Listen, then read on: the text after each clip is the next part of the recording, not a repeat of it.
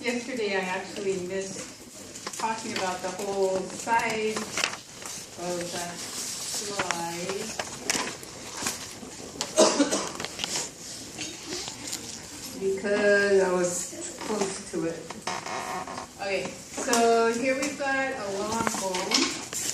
Long because it's longer than it is wide.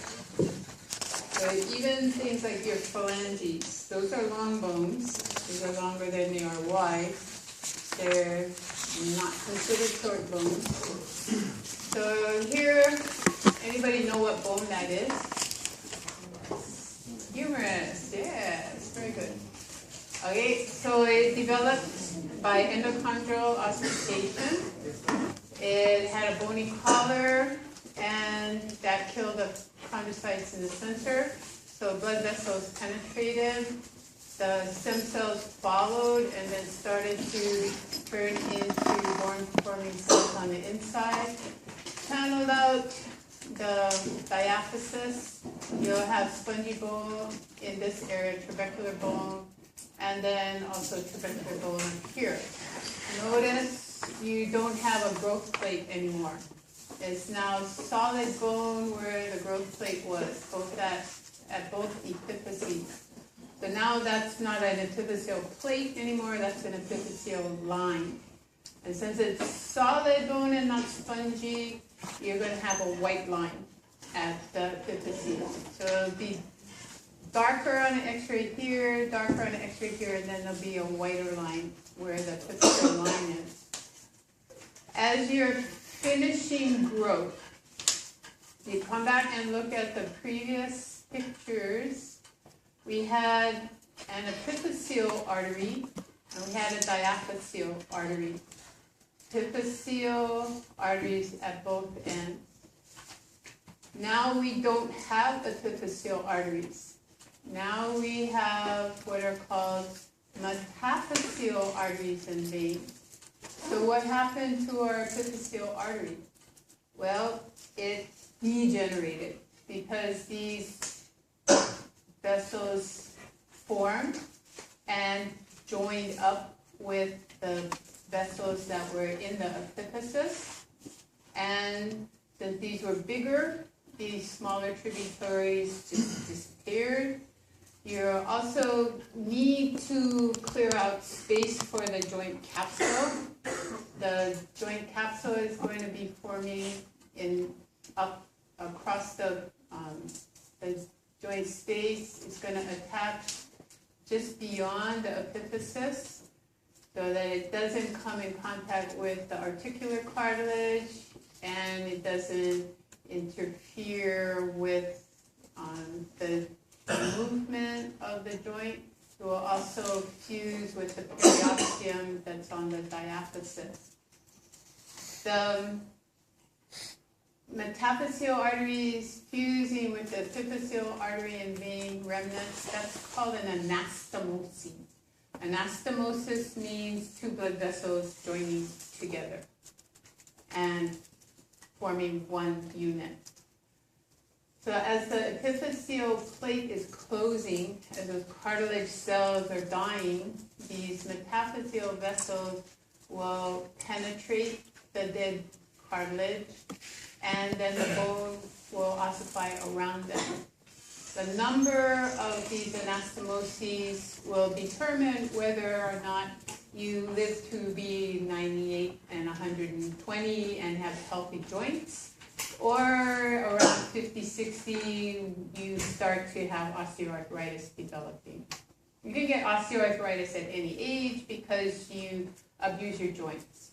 They become unstable, and then the wear and tear takes its toll on the joint surfaces.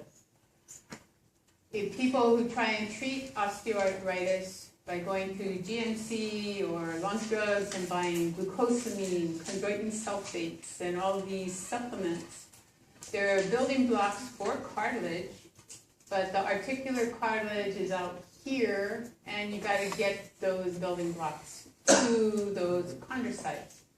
So you can do it through the joint capsule and diffusion in through the synovial fluid, or you can deliver it via the blood vessels that are still penetrating and going to that epiphyseal side of your growth plate that is now fused. If you don't have very many anastomoses, you can take all the supplement you want and you're not going to get improvement of your cartilage. So about 53% of the people don't have enough blood vessels to benefit from the supplementation. So if you're not getting any better in 3 months, you might as well just stop, because you probably don't have the blood vessel delivery that's going to make use of the supplement. And they're not cheap, they're expensive. It'll probably cost you probably $100 a month. So in 3 months, if you put out $300 and you're not better, then probably might as well stop. Yep. What age group is that? Oh, people who have osteoarthritis, so it could be of any age. The osteoarthritis will develop, your muscles get weak, you're in bed for 7 days with the flu, and then you get up and you start playing baseball and running track again as soon as you feel strong enough, or you push yourself to do it. If your joints are unstable because your muscles are weak, then wear and tear will take its toll on your joints and you can start developing osteoarthritis. So coming out of a cast and then going back to using the joint too soon, the muscles aren't strong enough, that can cause instability. Generally it occurs in older people where they're less active, the muscles get weak, and their posture is bad, and so they get osteoarthritic changes. Okay, the bone is formed around the 3 major sets of blood vessels. So we have a nutrient artery. Actually, in the long bones like the femur, there may be several of those. If you're in lab, inspect the femur. You have broom straws that you're supposed to be using to point to structures so you don't break the bones and you don't mark the bones with pencil and pen. If you find a nutrient frame, you find something you suspect is a nutrient frame, and if it truly is, you can get that broom straw into it and the straw will go all the way to the medullary cavity. If it's just a hole because there was connective tissue there that now is not there anymore, the broom straw won't go in very far. It probably won't go in at all because the hole is too small. So there can be 2-3 nutrient arteries in a long bone like the femur. And then you'll have epiphyseal arteries, but you won't have access to those with your broom straw, and you might get them into the broom straw into your metaphyseal vessels. So we had 3 sets originally, epiphyseal, then metaphyseal, and diaphyseal, or nutrient artery. The bone has to form around those blood vessels. You have to remember that if there's a blood vessel there, there's going to be fluid leaking out, so you're going to have a lymphatic vessel to collect that fluid and bring it back to the circulatory system. And then if there's blood and lymphatics, they travel with nerves to deeper tissues. So they're all there as a unit. The lymph follows the blood vessels. It actually is one direction, collects the fluid from inside the bone and channels it out. But the original growth is following those perforating canals and then going up down the central canals to the rest of the bone. Sensory nerve endings will be there. If you've broken a bone, you know it's painful. It's not just because you've damaged the tissue around the bone, but the bone itself has sensory nerves. You talk to older people who've had compression fractures due to osteoporosis. It's extremely painful situation. The nerves will enter with the blood vessels and with that lymph. The factors that regulate bone growth, most of them are endocrine. So that means a hormone at some point is involved in the bone growth. So you have sex hormones. The estrogen drives bone growth more than testosterone does.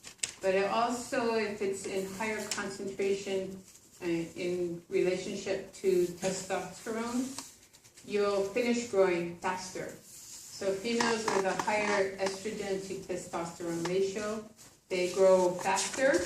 So girls who are tall, around 5th or 6th grade, the boys are about here, here. And then 10th grade, 11th and 12th grade, the boys are catching up. And then the first reunion, they might be even taller than you. So if you're a tall girl, it's really tough when all the boys come up to here on you. Unless you like looking down on men, that's fine. Okay, so the men, the reason they catch up and pass us is because testosterone is higher than estrogen. The growth is slower, so they have to play catch up, but they grow longer for a longer period of time. So men will finish growing maybe 22, 23, 24, 25, somewhere in there. They're finishing in their 20s. Females are usually finished growing around 16. So they'll have their full height at age 16. Growth hormone plays a part. Thyroxine, which drives all your metabolic processes. That's another hormone. These are all involved in stimulating bone growth. Calcification, we have a hormone that is more important when we're developing as children than maintaining our bone mass as adults. It's called calcitonin. What calcitonin does is it inhibits osteoclast activity and doesn't interfere with osteoblast activity.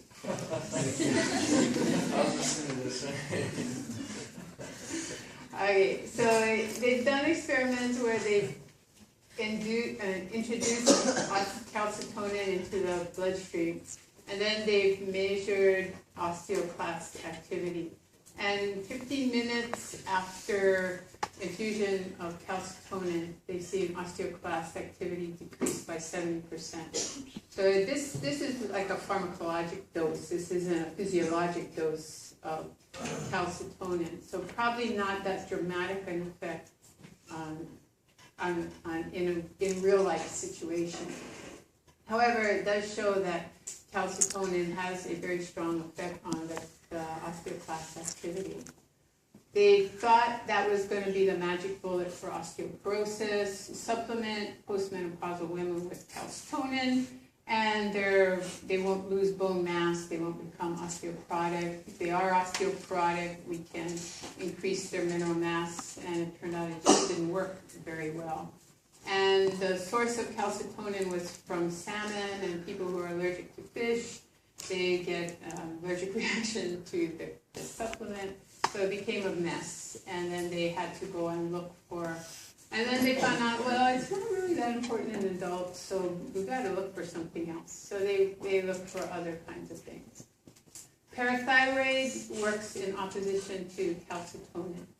What calcitonin actually is doing is depositing mineral in case you need it later on. Parathyroid, you need it in your bloodstream, so reabsorb it and put it back into the bloodstream. Also, parathyroid hormone helps you with remodeling, but primarily it's there to keep the calcium concentrations in your blood at normal levels. So what parathyroid hormone does is it stimulates the osteoclasts, which are giant cells, multinucleated cells, releasing a lot of hydrogen ion, which is acid, and a lot of enzymes, which will break down various proteins. And this will cause all the mineral and all the collagen to break down.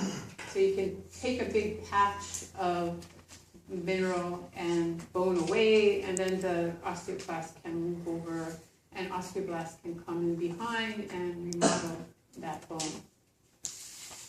So hormones control that mineralization. So parathyroid and calcitonin are working in opposition. Calcitonin wants to put calcium in. Generally, it's doing that when there's excess blood calcium.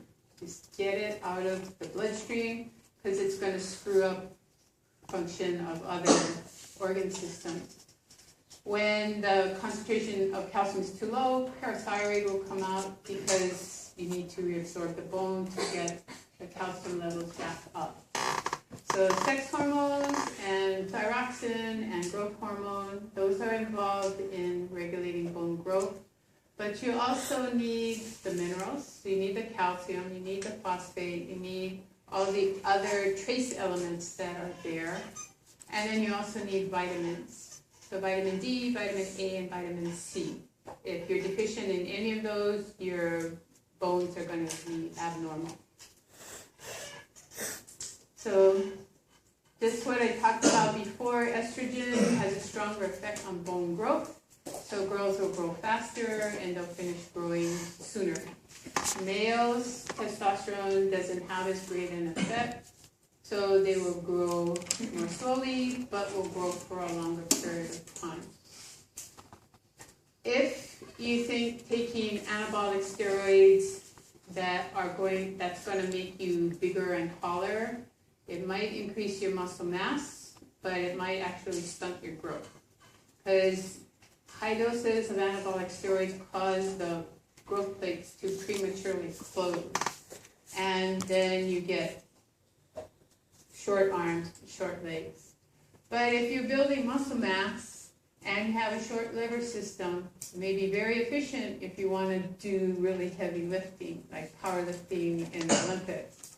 I don't know if anybody who ever has taken anabolic steroids with the intent of closing their growth plates so they have a better liver system for powerlifting, but you never know, there might be somebody out there that has tried that. Anabolic steroids have so many other negative side effects. You've heard of roid rage, so it affects the nervous system.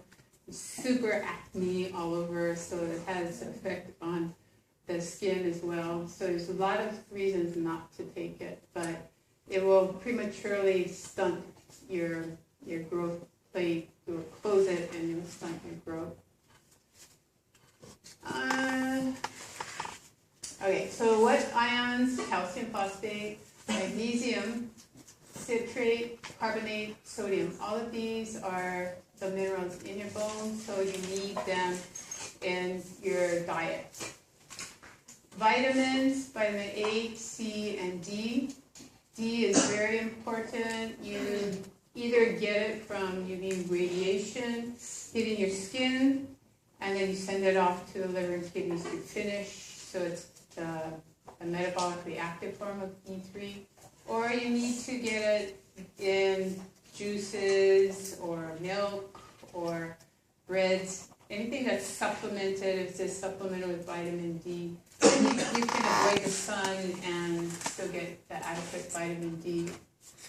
So A and C are used as cofactors and coenzymes for cellular development. So they're important in getting the collagen form for the minerals to be deposited. The vitamin D works with the calcitonin to mineralize the bone. It also has effects on keeping calcium inside the body, either increasing absorption at the intestine or decreasing excretion at the kidneys. Other functions of calcium and phosphate, all your phospholipids need phosphate on the head, so that's the hydrophilic part. ATP, adenosine triphosphate, you gotta have 3 phosphates for that molecule. DNA, RNA, those also have phosphate in them. And your acid-base buffers will also involve phosphates. So these are 2 of the phosphate buffers that the kidney will use. You can attach hydrogen ion to this and make that, and then you can decrease hydrogen. You can get rid of acid in your body. The amount of phosphate you need in your body that is free in your bloodstream is low, 3.5 to 4.0 milligrams per deciliter. DL is deciliter. So 1/10 of a liter, 1,000 mLs in a liter, so 1/10 of that is 100 ml. Deciliter is 100 ml.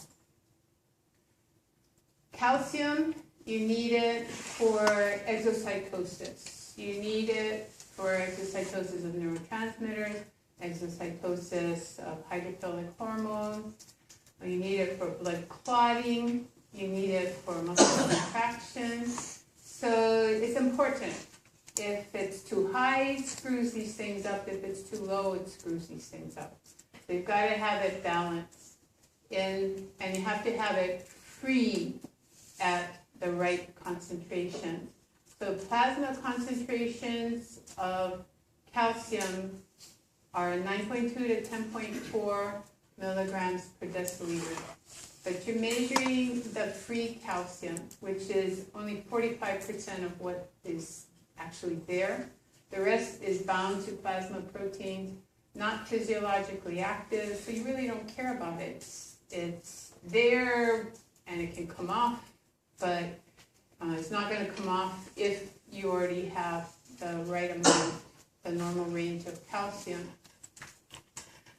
The reason you have more calcium than phosphate, anybody know why? What would happen if your phosphate levels went up?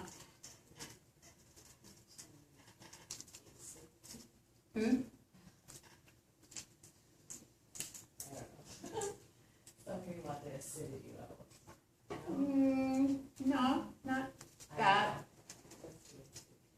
What's the answer? Does anyone else know?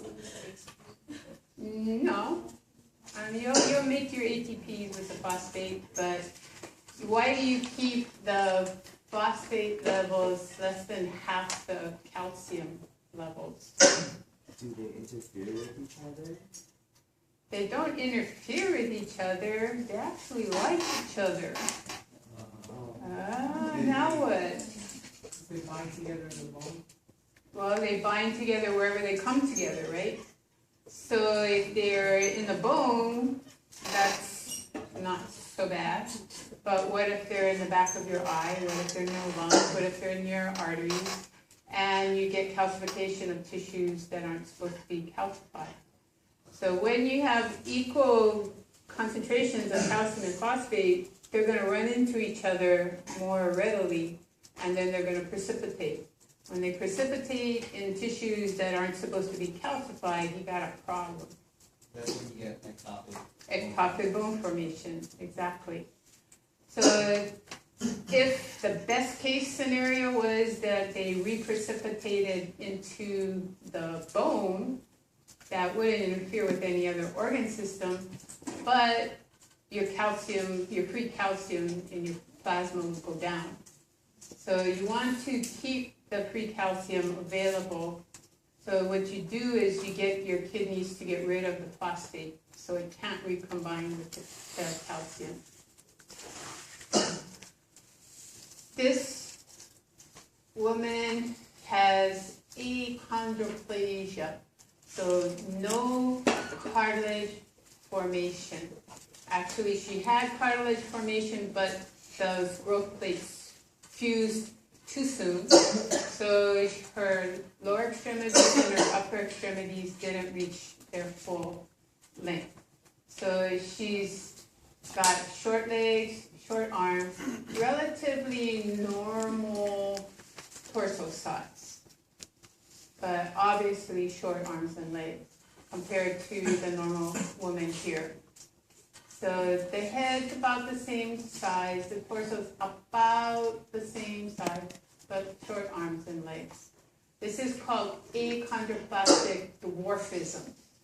There also is a pituitary dwarf. They will look different. They will look like a little doll, life-size doll, but they're 20 years old, but they look like a 3-year-old doll kind of thing. So if you watch The Wizard of Oz and you look at the Munchkins, there's a lot of achondroplastic dwarfs there.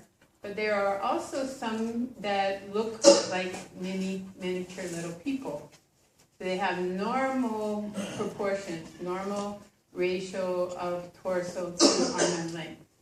And so they just look like a miniature little person. That person is a pituitary dwarf. The growth hormone was deficient during their growth. So they have a short stature, they're short, but they have normal proportions. So different thing. Achondroplastic dwarfism can be a spontaneous mutation in DNA when it's replicating, or it could be an inherited condition. There are people who have normal parents or normal parents have a child who is achondroplastic dwarf. And you can also have, if you watch the program Little People, you have there's a family where both parents are achondroplastic dwarfs, but some of the children are dwarfs and some of them are of normal size. So it's not something that is always passed on. It can be passed on, but it also can be due to spontaneous mutation. Changes in bone shapes. As you exercise more, you're going to, or you exercise less, your bones are going to get remodeled based on the stresses that you're applying. The whole principle of braces on your teeth is that if you apply stress to the teeth with the wires and the rubber bands, you will cause bone reabsorption in the direction that the pressure is going, and you get bone deposition where there's less stress. So they apply the wires and then they crank them up, tighten them so that a tooth will move in one direction or another, and then you slowly remodel the jaw to accommodate the teeth and also to straighten the teeth. The bone here is recycled, so you take away bone in the direction the pressure is applied, and then you lay it down behind. In other tissues, if you don't, you can also recycle bone. If you have an arm that is no longer functional, you have repository of bone there that isn't being stimulated. So if you're using your other arm more, then these arm bones will become weaker because you take the minerals to use elsewhere. You can also make that arm stronger with dietary minerals as well, but the unstressed arm is going to become less calcified. 98% of your total body calcium is in your skeleton, and that small amount is free in your bloodstream. But as far as your body is concerned, that skeleton is a source for those little bits of free calcium that are in have to be maintained, that 45% of free calcium that's in your bloodstream. So injury and repair. If you fracture a bone, how many have fractured a bone? How many have a bone fracture right now? Okay, so she's got a broken toe, it's just taped together, she can still weight bear, so it's going to be the fracture, the break will be healed over time. The healing process is occurring if your periosteum hasn't been destroyed. So you have to have the cellular periosteum and endosteum for the stem cell supply, but also if you rip those structures, you probably have damaged blood vessels. And then blood vessels have to reform as well. To repair, so your humerus now has a mid-diaphysis fracture. It's a complete fracture, but it's not displaced. So the periosteum is still intact. You've destroyed some end osteum in the channels there. You're bleeding into the fracture, so you've ripped blood vessels. So the blood leaking out of the damaged blood vessels and the fragments of bone, they'll form a blood clot, and that's your fractured hematoma. Got to get your macrophages to come in and your other phagocytic white blood cells. They will start to reabsorb that bone. They'll break it down, and then they'll take it up. They'll break down your hematoma, and they'll phagocytose the blood and the fibrin that's out there. From your periosteal stem cells, the chondroblasts will come in first. They're going to lay down a cartilage model for the bone remodeling. As far as they're concerned, whatever space has been made available by the phagocytes, that's where they're going to lay down the cartilage. Because the bone is enlarged because of the blood that leaked out. You've got the periosteum pushed away from where it normally was. So as the macrophages phagocytose the hematoma, cartilage cells are now replacing that space with fibrous cartilage. So the cartilage model is going to take the shape of the fractured hematoma. As the osteoblasts remodel the cartilage, as they kill it, then new blood vessels are going to penetrate into that newly secreted bone, but the bone is going to take the shape of the fractured hematoma. So you're going to end up with a remodeled bone where the fracture was that's actually thicker than the previous bone. You're going to have to remodel this over time, probably, since I think the number is 17 years to completely remodel your skeleton. It's probably going to take 17 years for that to disappear, that enlarged area. When you're healing, if you take the cast off too soon and you then hit that bone when it's still cartilage, it will fracture again. When it's not completely remodeled, it will fracture again.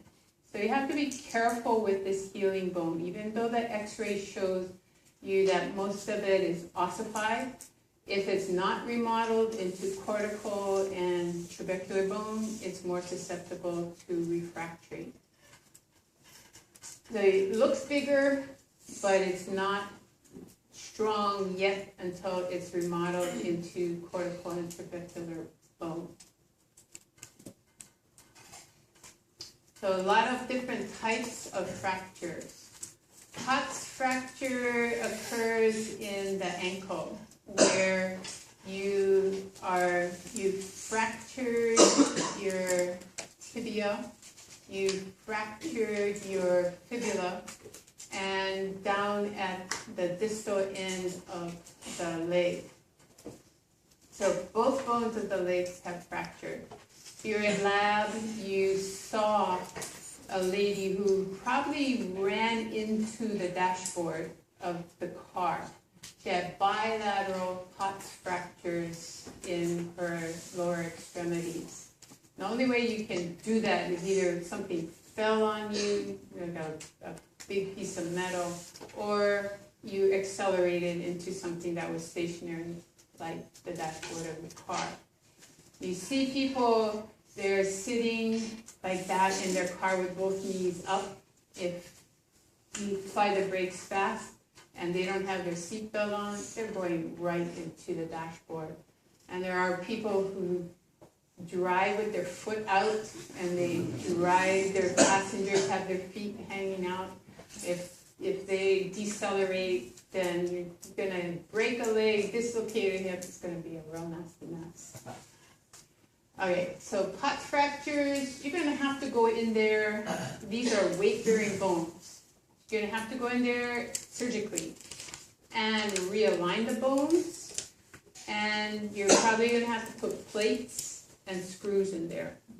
And you're probably gonna have those the rest of your life. Occasionally they'll go in and take some of them out if they're interfering with other tissue function, but normally they leave it there. So every time you go through security at the airport, you have to have your little notice that you are going to set off this machine because you have the plates and screws there. Comminuted, that means you have a lot of little pieces of bone. Here's a comminuted fracture of the distal end of the femur. So you've got a piece of bone here, you've got a piece of bone here. This is the jagged end of the femur, and it looks like there's another piece of bone behind that piece of bone. So you've got a lot of bony fragments. Those kinds of things, small little bony fragments, you don't worry about because the phagocytes will take care of that. But these bigger fragments, you've got to go in there surgically again and pin them and screw them back together. If you didn't, these jagged edges would start tearing the muscle tissue. Do you think the periosteum and endosteum are intact in that fracture? No way, Jose. So you've got a lot of healing to do. You hasten it surgically by going in and realigning things the best you can, but this is going to take a lot of time to heal. Transverse fracture means the fracture is more or less in a transverse plane. The book says it's a fracture of the radius, but if you look up here, that's the radial head. This fracture is in the bone next door, that's your electron process. This is a fracture of the ulna. So this is an error in the textbook. Somebody wasn't paying attention. The spiral fracture, it looks like a spiral staircase, like a helix. It's winding itself around and up the bone. So some kind of twisting stress, maybe the foot with spikes on it got stuck in astroturf and then somebody hit them and the foot didn't move but their body went around, and so they get this torsion of the bone and then the fracture is spiraling off the bone. Okay, so spiral fractures, sometimes you can just with traction get the bones realigned and then externally fix them by screwing what they call pins in, but they're just really long screws with really fine little, what do you call those things? Huh? Threads, thank you, yes. So when I broke my hand, they externally fixed the hand bone. And I didn't want general anesthetic, so they did it while I was awake. I couldn't watch. I wanted to watch, but they said no, I would pass out if I watched. I didn't think I would. But anyway, you don't feel the screw going in, but you feel the vibration. And so you feel you hear the little screwdriver working, and you feel it going in, and then my doctor was this perfectionist, so he shakes the left hand into, baby fingers under ring finger, so must get baby finger under ring finger on this side. So he put in the screws, and then you could feel him shaking the hand around, not satisfied, so the screws come out, and again. I think he did it like 3 or 4 times, and finally, after he shakes it, goes, yeah, good enough. And yeah, it's good enough. He had all these signs all over his office with awards for hand surgery, so he had to be best, right? Anyway, displaced fracture means the bone is not aligned at all, and now the muscles have shortened and they've driven this bone through the tissue. So your muscles that are out here, they're damaged by this bone and they're damaged by that bone. And why the two have displaced is because they're not aligned anymore and the muscles are traumatized by the injury. The muscles contract and shorten and pull the bony ends past each other. So displaced fractures, you can be like me and keep your little metacarpal in traction, or they put it in traction and get it back into alignment and then externally fix it. These will heal a little bit more slowly than a non-displaced fracture. These, you think the periosteum is intact? No, it's damaged too, so it's going to heal more slowly. So Colles fracture, this is when usually happens when you're running and then you trip and you fall and you're trying to catch yourself. So you put your hands out in front and when you fall, you ram your metacarpals into the carpals, metacarpals up into the radius, and then the radius fractures distally. So Colles fracture is a distal fracture of the radius, and typically due to falling onto your outstretched hands. Green stick fracture, that happens only in children. They are not completely ossified.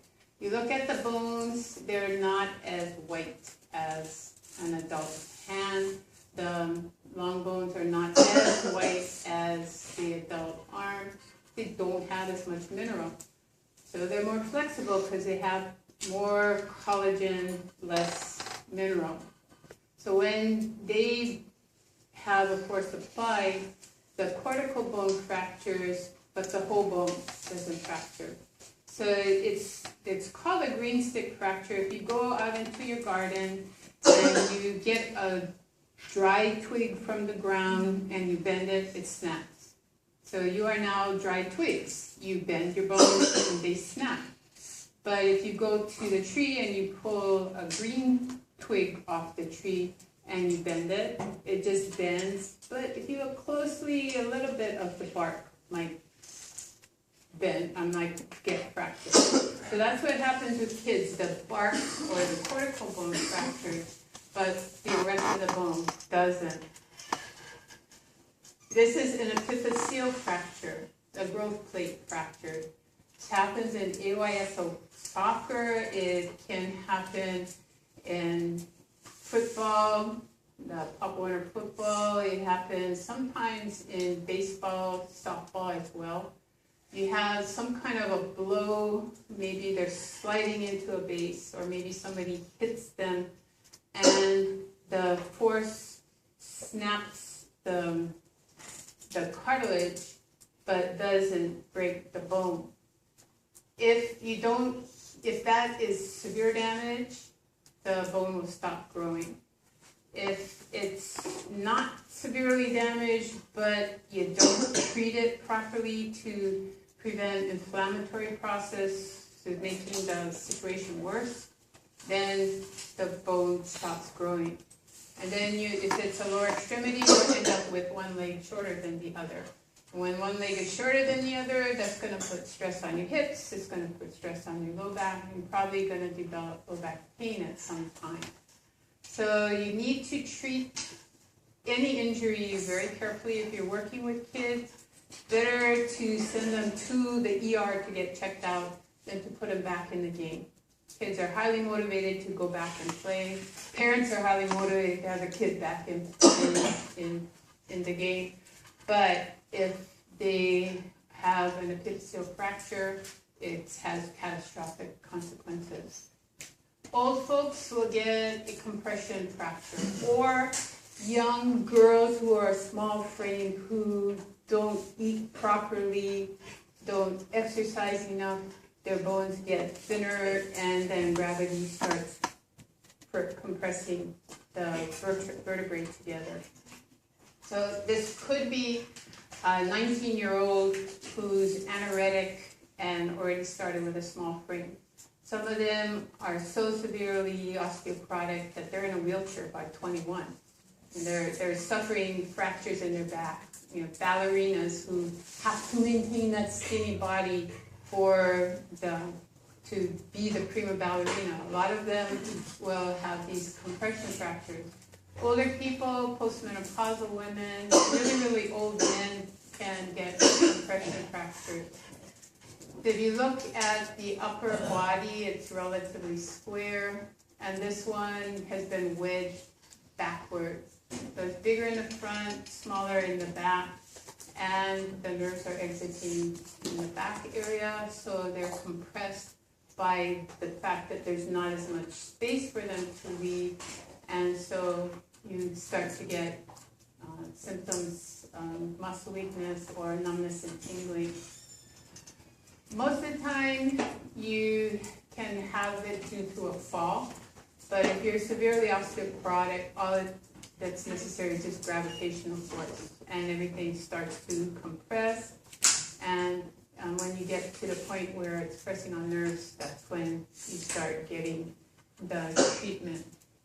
God, I just replaced these batteries. It says it's empty again already. It's gonna suck me dry, my money. Okay, so osteoporosis, osteopenia. It is a curve, it's a bell-shaped curve, just like you're grading.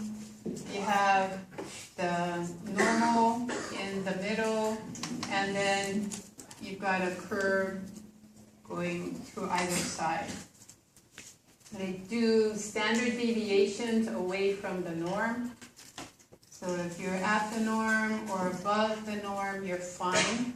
But if you're 1 to 2 standard deviations below the norm, you have osteopenia, which means you better start doing something with the mineral deposition, or you get below this 2 standard deviations, then you're in the porotic range. So osteoporosis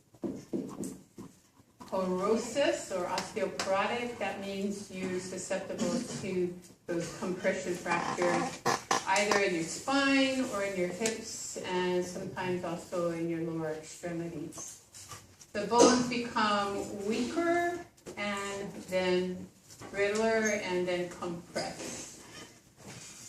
Okay, so next week, Monday, we'll start on how to identify different types of bones in the body.